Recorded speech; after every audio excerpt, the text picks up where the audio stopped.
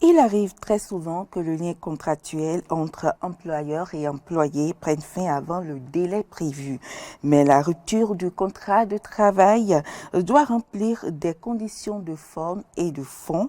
À défaut, il est qualifié de licenciement abusif.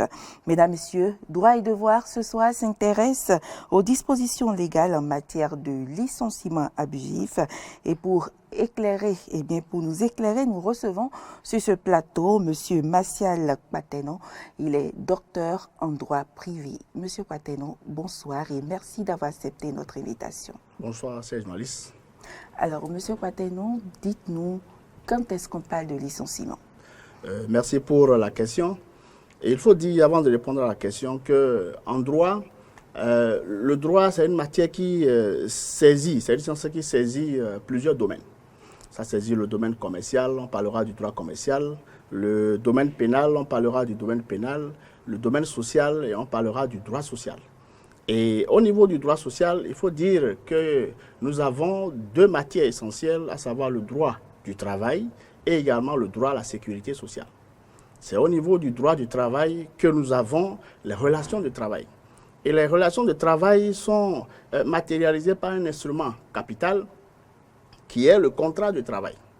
Et le contrat de travail est défini par le Code de travail applicable au Bénin comme étant un accord entre deux parties. Une partie, personne physique, qui met son activité à la disposition d'une autre personne physique ou morale moyennant une rémunération.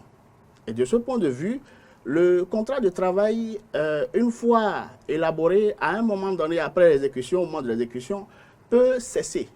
Donc, on peut arriver à la cessation du contrat de travail. Et pour faire cesser le contrat de travail, c'est à travers ce qu'on appelle le licenciement.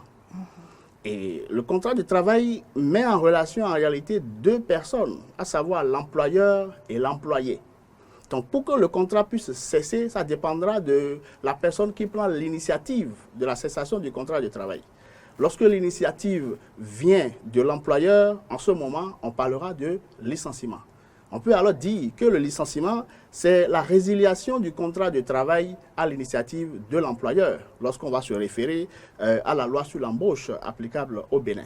Donc, on retient simplement que le licenciement, c'est la résiliation du contrat de travail à l'initiative de l'employeur. Et quels sont les différents motifs qui peuvent amener un employeur à se séparer de son employé? Alors, de ce point de vue, plusieurs motifs peuvent amener l'employeur à se séparer de son employé. Mais il faut dire que pour parler des motifs de licenciement, on va aussi se placer dans la position de l'employeur ou de l'employé. Et de ce fait, lorsque le motif de licenciement tient à la personne de l'employé, par exemple, il peut s'agir par exemple de son état de santé, il peut s'agir par exemple de l'inaptitude à pouvoir tenir l'emploi, il peut s'agir également d'un comportement fautif ou encore de l'insuffisance professionnelle. Lorsque ces éléments sont réunis et qu'on veut mettre fin au contrat de travail de l'employé, parce que c'est lié à l'employé, en ce moment, l'employeur pourra alors évoquer un motif que l'on appelle le motif personnel. Et de ce point de vue, il s'agira alors d'un licenciement individuel. Nous avons alors le motif personnel qui permet de licencier le travailleur. Lorsque l'employeur se rend compte que l'employé n'a pas les aptitudes qu'il faut pour pouvoir tenir le le travail. Donc dans ce cas, il peut mettre fin au contrat de travail et il va évoquer le motif personnel lié à l'employé. Il peut arriver que le motif ne tienne pas à la personne du travailleur, mais plutôt à l'employeur. Soit que c'est des difficultés économiques qui se présentent à l'employeur, ou soit que l'employeur veut réorganiser l'entreprise et il est contraint alors à supprimer certains postes dans l'entreprise. Ou encore, parfois, c'est des contraintes économiques qui amènent l'employeur à fermer l'entreprise. Alors, dans ces conditions, l'employeur est contraint de mettre fin au contrat de travail. Et l'employeur va évoquer un motif que l'on appelle le motif économique. Et de ce point de vue, le licenciement ne va pas seulement viser une seule personne, mais plutôt un ensemble de personnes. On dira alors qu'il s'agit d'un licenciement collectif. Et donc, le motif tiré en ce moment serait un motif économique. Donc, en résumé, on peut dire qu'on a deux types de motifs de licenciement. Soit le motif est personnel, donc lié à la personne du travailleur, ou que le motif est économique, lié à la situation qui se présente à l'employeur, qui l'oblige à mettre fin au contrat de travail. Et au regard de ces différents motifs, à quel moment le licenciement devient abusif? Alors, il faut dire que le législateur a prévu les causes du licenciement, les motifs du licenciement. Et le législateur précise que pour licencier, il faut avoir justifié d'un motif légitime. Dans la loi sur l'embauche, on parle de motifs objectifs et sérieux. Ce qui voudra dire que quand on prend l'expression, le mot utilisé objectif, on peut s'en tenir à ce que le motif ne doit pas être subjectif. Si par exemple, lié à la personne de l'employé. Ne doit pas être lié à la personne du travailleur.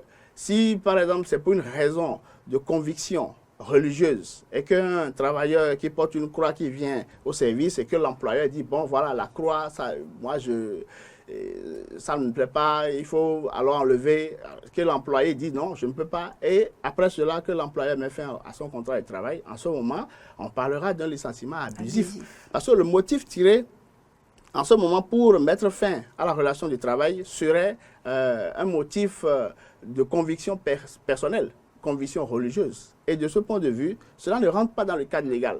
Donc, lorsqu'on parle de licenciement abusif, cela voudra dire que on ne tire pas le motif d'un motif légal, d'un motif prévu par la loi, reconnu par la loi, et qu'on peut mettre fin au contrat de travail en tirant ce motif de la loi.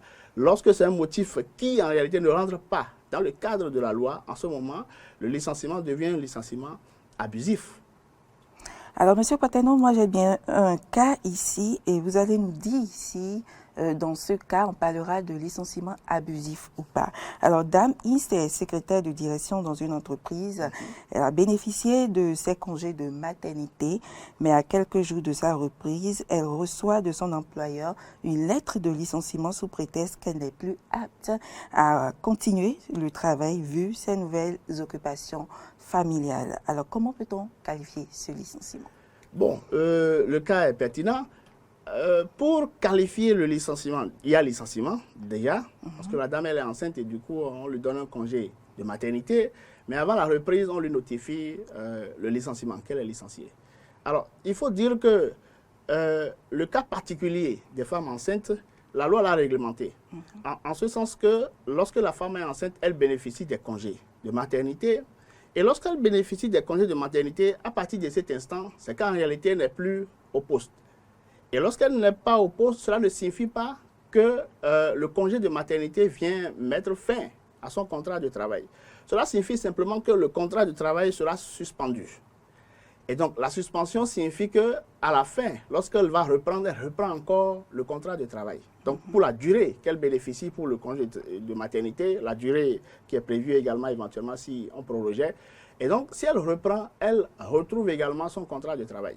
Mais si c'est vers la fin de son congé, à la reprise, qu'on lui notifie que le poste, en réalité, qu'elle ne peut plus occuper le poste et que par conséquent, elle est licenciée, dans ce cas, on pourra qualifier ce licenciement de licenciement abusif.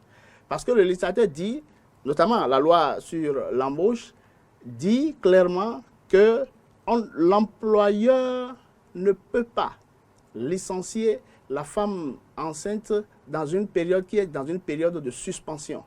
Donc, on va considérer que le congé de maternité de la dame n'est qu'une période de suspension du contrat de travail. Et que dans cette période, l'employeur ne peut en aucun cas mettre fin à son contrat de travail.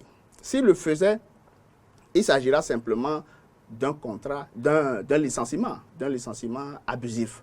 Donc, dans ce cas, on dira simplement que la dame a été licenciée abusivement. Au-delà de la femme enceinte, un simple employé qui bénéficie de ses congés, des congés annuels, et qu'au retour, on lui notifie qu'il ne fait plus partie de l'entreprise. Alors, si c'est un employé qui bénéficie d'un congé annuel, le congé, c'est un droit qu'on lui reconnaît. Donc, à partir du moment où il est en congé, on peut considérer qu'il s'agit là également d'une suspension. Donc, dans cette période de congé, on ne peut pas lui notifier le licenciement. Ça dépend, lorsque si éventuellement on relevait peut-être qu'il a commis une faute lourde qu'on relève à son égard avant qu'il n'aille en congé, là, même en étant en congé, on peut lui notifier le Est-ce que licenciement. l'intention de l'employeur en réalité, c'est de licencier l'employé, mais profite de ses congés pour le remercier? Bon, s'il doit profiter, il faut qu'il justifie. Il faut qu'il puisse avoir un motif qui soit vraiment légitime. Parce que s'il n'a pas un motif légitime, c'est qu'en réalité, l'employé serait dans ses droits. Et de ce point de vue, le licenciement serait abusif. La loi ne lui refuse pas de licencier. Il peut le faire, même si c'est un congé normal qu'on donne à l'employé et que même en congé, il licencie. Il peut le faire, mais il se doit alors de payer l'indemnité de licenciement. Mais si éventuellement la faute venait à l'employé et que c'était une faute relevée à son égard, faute lourde, avant qu'il aille en congé, même en étant en congé, on peut lui adresser une note de licenciement. Et de ce point de vue, l'employeur aura un motif qui serait un motif légitime, donc objectif et sérieux. Alors, est-ce que la démission forcée de l'employé peut être qualifiée de licenciement abusif? Un employé qui est pratiquement asselé dans son service et qui décide de partir. Oui, ces cas arrivent souvent. La plupart du temps, lorsqu'il s'agit d'une femme, agente féminine, il y a des pressions venant du chef et parfois aussi, c'est des harcèlements sexuels qui amènent parfois la femme par rapport à sa dignité à dire « je préfère démissionner ». Là également, c'est une pression qu'on met, c'est une contrainte qu'on exerce sur la femme, par exemple. Il n'y a pas que la femme, il peut y avoir également l'homme qui peut subir une contrainte, une violence qu'on exerce sur la personne, que ce soit physique ou morale, l'obligeant à démissionner parce que peut-être on ne veut plus de cette personne dans l'entreprise. Et l'employeur le fait dans le but d'éviter de payer l'indemnité de licenciement parce qu'il s'agira de licenciement abusif. Et donc, lorsque cette situation arrive, on va se référer à la loi. La loi sur l'embauche dit que la démission, qui est aussi un mode de cessation des relations de travail venant à l'initiative du travailleur, cette démission doit être libre et éclairée. La démission doit être libre et éclairée. C'est un acte que le travailleur veut poser. Cet acte, le législateur considère que c'est un acte libre et éclairé. Cela voudrait dire que la liberté signifie que le travailleur ne doit pas recevoir l'ordre de qui que ce soit avant de démissionner. Éclairé signifie que le travailleur a conscience de son acte. C'est-à-dire c'est en toute connaissance de cause que le travailleur décide alors d'abandonner le travail. Soit peut-être il a trouvé mieux ailleurs, soit peut-être qu'il est fatigué du travail, qu'il n'arrive pas à supporter, donc il décide alors de mettre fin au contrat de travail. Maintenant, lorsqu'on l'oblige, on exerce une contrainte sur le travailleur à démissionner, lorsque la démission est prononcée, autrement dit, le travailleur dépose sa démission, il est parfois difficile de savoir si c'est volontaire ou bien c'est involontaire.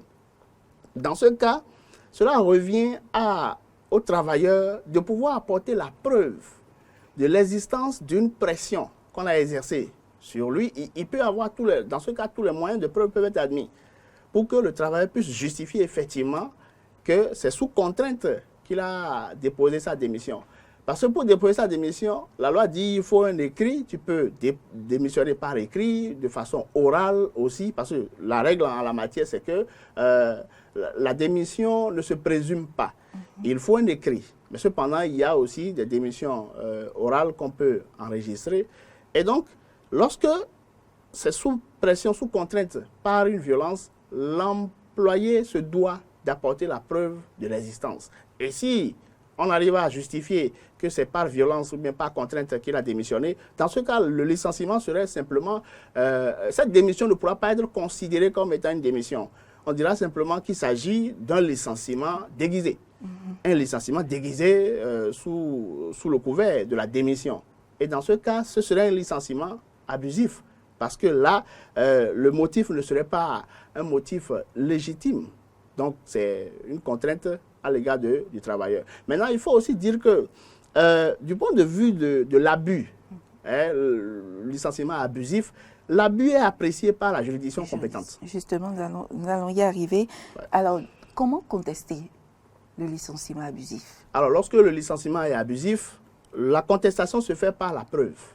Et quand on parle de preuve, lorsque vous vous plaignez du licenciement abusif en tant que... La preuve provient d'où? De l'employeur ou de l'employé? Oui, lorsque vous êtes salarié, que vous plaignez d'un licenciement abusif, ça revient alors à la juridiction compétente de pouvoir mener une enquête pour voir quelles sont les causes et les circonstances de licenciement, afin de pouvoir apprécier si effectivement il y a un licenciement abusif. Dans ce cas, c'est la juridiction qui, en réalité, avec les enquêtes, vient maintenant apporter les preuves de l'existence effectivement d'un abus. Parce que l'employé peut apporter toutes les preuves, mais la juridiction se doit alors de mener ces enquêtes. Mais lorsqu'il s'agit de l'employeur, de toute façon, l'employeur ne peut pas se plaindre qu'il s'agit d'un licenciement. C'est contre l'employeur qu'on va se plaindre qu'il y a un licenciement abusif. Donc, de ce point de vue, la preuve...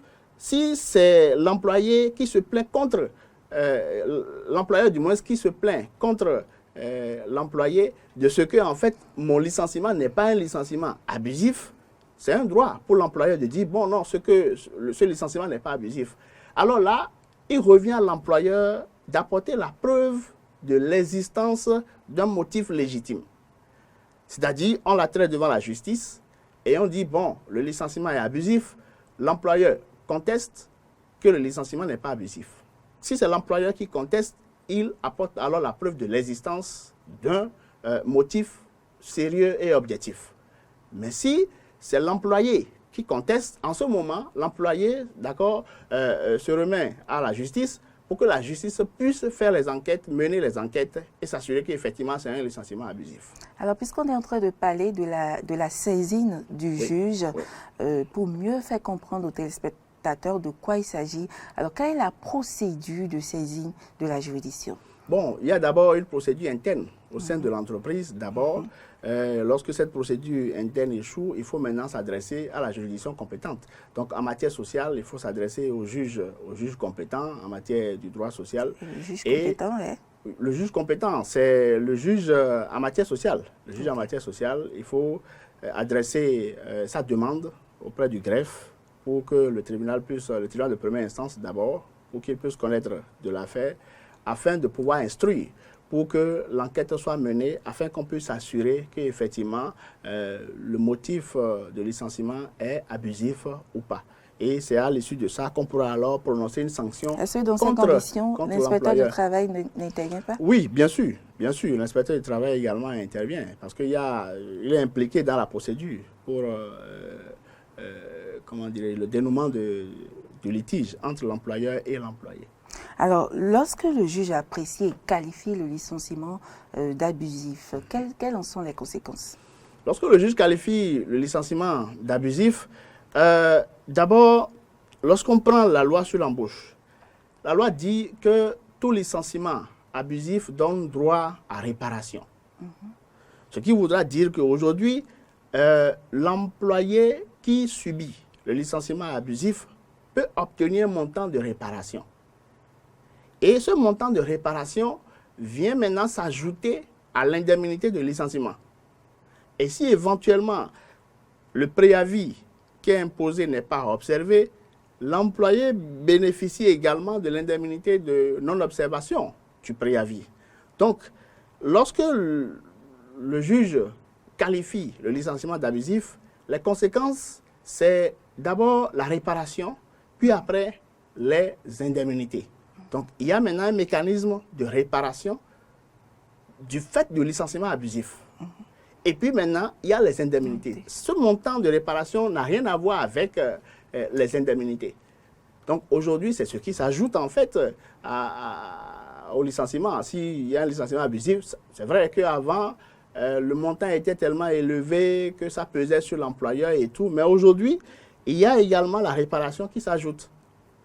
Donc voilà ce que la loi prévoit. Et justement, que dit spécifiquement la loi, notamment l'actuelle loi, hein, pas si actuelle que ça, la loi sur l'embauche, sur le dédommagement? Alors, la loi sur l'embauche, je veux rappeler qu'il s'agit de la loi 2017-05 du 29 août 2012, 2017 du moins, portant embauche, placement de main-d'œuvre et résiliation du contrat de travail au Bénin. Alors, cette loi, en matière de dédommagement, parle de la réparation. Parce que lorsqu'on licencie la personne de façon abusive, il y a un dommage qu'on crée au niveau de la personne. Soit que la personne n'a pas encore un autre emploi, du coup, il sera obligé de rester à la maison pendant un moment avant de trouver. Et du coup, les charges derrière également, ça pèse sur l'employé.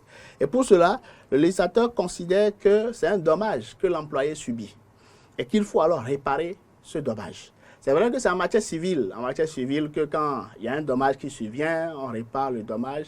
En matière sociale, notamment en droit du travail, on parle d'indemnité. Mais ici, le législateur va jusqu'à parler de réparation. Cela voudra dire qu'il faut identifier un dommage. Donc, le juge alors va faire une appréciation pour se rendre compte qu'effectivement, le licenciement abusif a causé un dommage au niveau du travailleur. Et que ce dommage, il faudrait alors réparer. Donc, de ce point de vue, le dédommagement se fait en fixant un montant de réparation. Et ce montant de réparation, la loi sur l'embauche dit que le montant de réparation ne peut pas être inférieur à 3 mois de salaire brut du travailleur et ne peut pas excéder 9 mois de salaire. Donc, de ce point de vue, on fixe ce montant et ce montant sera considéré comme étant un montant de réparation du fait du licenciement abusif. Donc, il s'agit, c'est de cette manière-là que le dédommagement va se faire à l'employé qui a été licencié abusivement.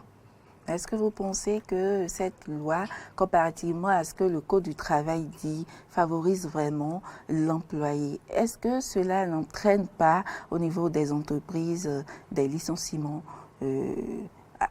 à tout vent? Bon, la loi sur l'embauche, c'est une loi en fait qui protège plus l'employeur que le travailleur. Oui.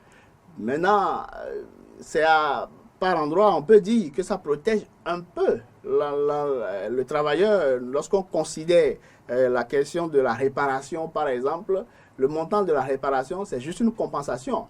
Ne serait-ce que pour permettre à l'employé de pouvoir chercher un autre emploi et de pouvoir se retrouver dans un autre contrat de travail.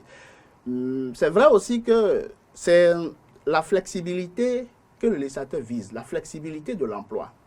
En ce sens qu'on ne dira pas licenciement à tout va, mais c'est une manière de permettre à ce que l'emploi soit accessible à tout le monde, l'emploi flexible.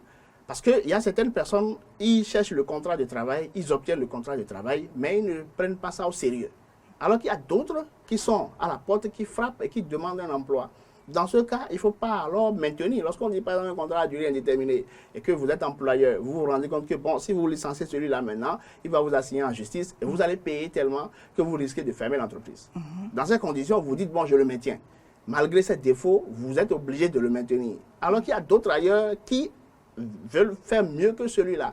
Donc lui se dit, bon, je suis dans un contrat à durée indéterminée, on peut mettre fin à mon contrat comme ça sans observer une procédure et que par conséquent. Donc, du coup, l'employeur, pour éviter de payer des dommages, des indemnités élevées, il préfère maintenir alors ce travailleur-là.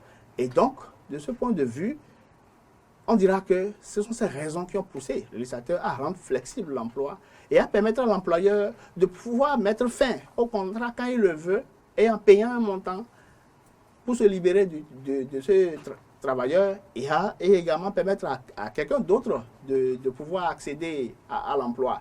Donc, c'est vrai, ça c'est aussi une manière, d'aucuns disent que ça précarise l'emploi du précaire. Parce que celui qui perd le contrat de travail dira que bon, voilà, c'est fini, c'est précaire, c'est-à-dire à tout moment on peut se séparer de toi. Mais celui qui obtient dira, bon, c'est une chance pour moi. Donc, dans tous les cas, le législateur vise la flexibilité de l'emploi. Je pense que c'est ce qu'on peut retenir par rapport à cette loi. Et ça protège, comme je l'ai dit, par l'endroit, l'employé. Mais ça protège plus l'employeur. Ça donne plus de pouvoir, ça donne plus de puissance à l'employeur que l'employé. Alors, M. Paten, nous sommes pratiquement à la fin de cette émission. Est-ce que vous avez quelque chose à ajouter? Bon, ce que je vais ajouter, c'est de dire que la loi sur l'embauche, c'est une loi qui, aujourd'hui, a prévu des mécanismes permettant quand même de pouvoir accéder à l'emploi facilement et également des règles. L'essentiel, c'est de pouvoir maîtriser les règles qui sont dans cette loi et également une vulgarisation de cette loi pour que les gens comprennent un peu la logique du législateur. Parce qu'aujourd'hui, on a comme l'impression que l'emploi, c'est seulement l'État qui donne l'emploi. Alors que l'emploi, ça peut aussi s'obtenir ailleurs. Et avant que cela ne puisse s'obtenir, il faut forcément des instruments juridiques. Et ces instruments juridiques permettent également de protéger celui qui obtient un emploi. Donc, c'est une loi qui fait son chemin et nous observons l'évolution de cette loi. Reste à voir maintenant dans l'application au niveau des tribunaux pour voir si éventuellement cette loi a fait l'objet dans son application de contestation par ou bien au sein des entreprises, s'il y a eu des difficultés d'application, afin de voir si on peut aménager la loi éventuellement par la suite. Parce que c'est une loi, ça demeure toujours une loi. On peut toujours y revenir par rapport au contenu de cette loi-là. C'est ce que j'ai à dire. Merci beaucoup, Monsieur Pateno. Mesdames, Messieurs, nous sommes à la fin de ce numéro de votre émission Droit et Devoir qui nous a permis d'en savoir davantage sur le licenciement abusif et les voies de recours pour que justice soit faite. Merci pour l'attention et à bientôt.